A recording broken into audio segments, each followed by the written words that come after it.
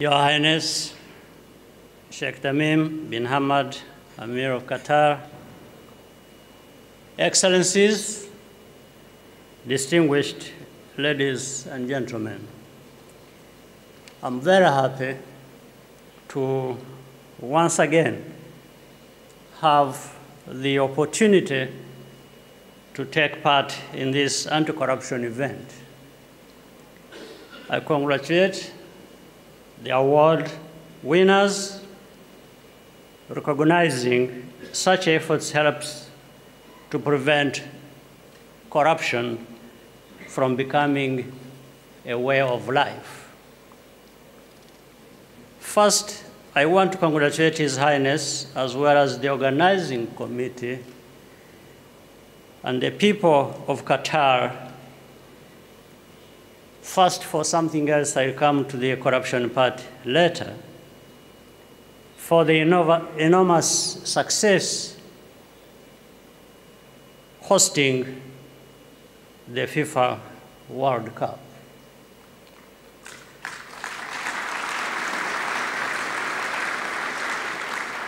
The first time I visited Qatar was in 2008.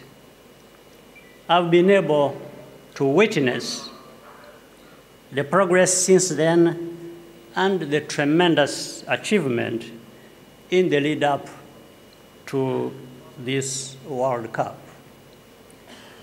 This was the very reason I took off time to come and enjoy the experience.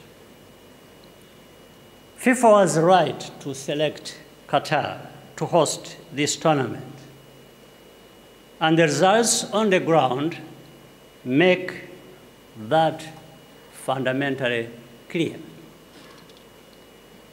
There are different stories told about this, and the veracity of which I have no way of knowing. So I would rather focus on what I can see. The relentless onslaught of negative propaganda to which Qatar has been subjected by some countries needs to be called out and analyzed for what it is. I'm glad that Qatar did not have to respond to all of it in words, and instead let the facts speak for themselves. After all, there is nowhere in the world without fault.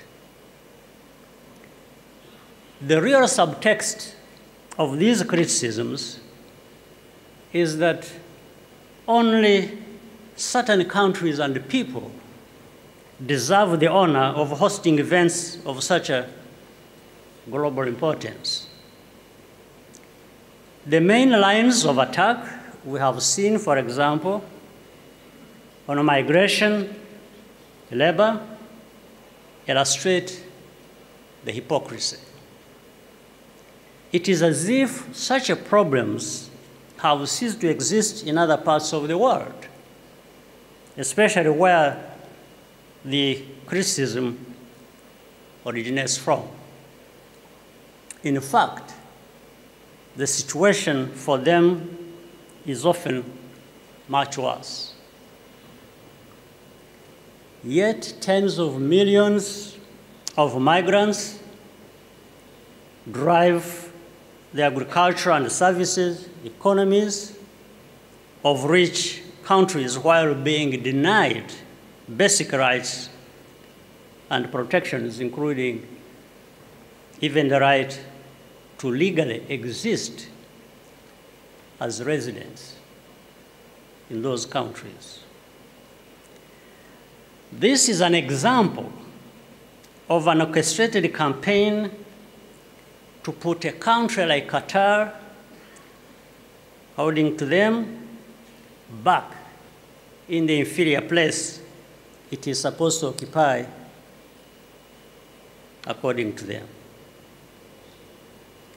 in this globalized world, we need to be respectful of each other's cultures and beliefs in our coexistence and interaction. Yet many of us consistently experience similar treatment. Ironically, the more you achieve, the more important it becomes to remind you that you are not equal. Of course, no matter how far any country has come, there is always room for further improvement.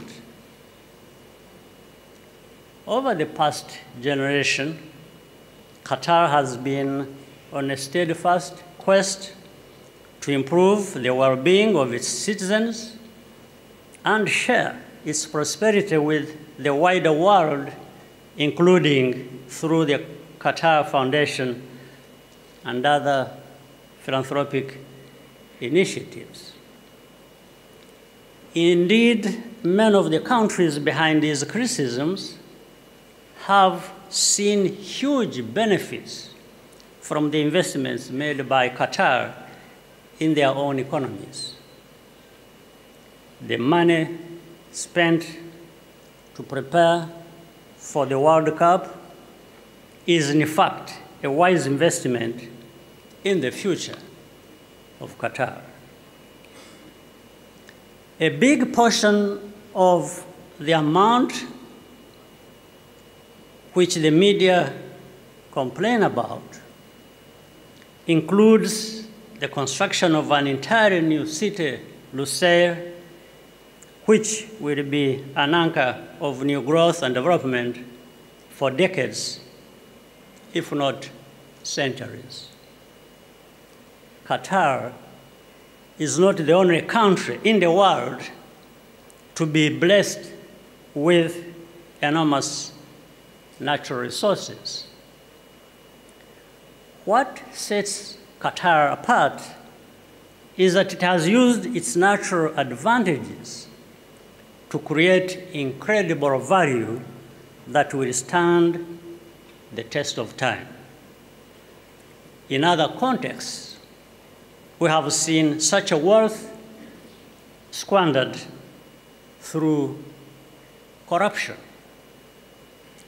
In any case, where and how Qatar chooses to invest its revenues is not something to be dictated by others.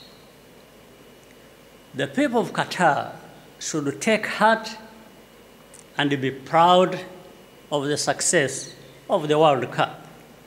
We are proud alongside you. Corruption represents the corrosion of societies, and His Highness has been a champion of the anti-corruption struggle for years through the Anti-Corruption Excellence Awards. And corruption is not just about abusing power to steal public funds. It includes the abuse of power and influence to create double standards and manipulate the perception of truth in favor of those who hold such influence. In some instances, this has become a way of life, as already mentioned. Social media and other tools is making it easier to expose those habits and assumptions and the structures of moral inequality that they unjustly reinforce. In the fight against corruption, this fight against corruption is a forever one, and requires endless effort.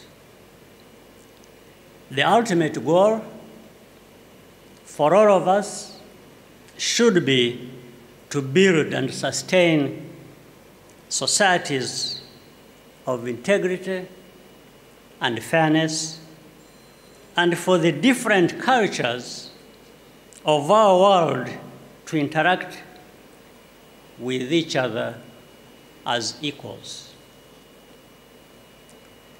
That is the spirit embodied here, and once again, I commend His Highness for supporting the broader fight against corruption and for hosting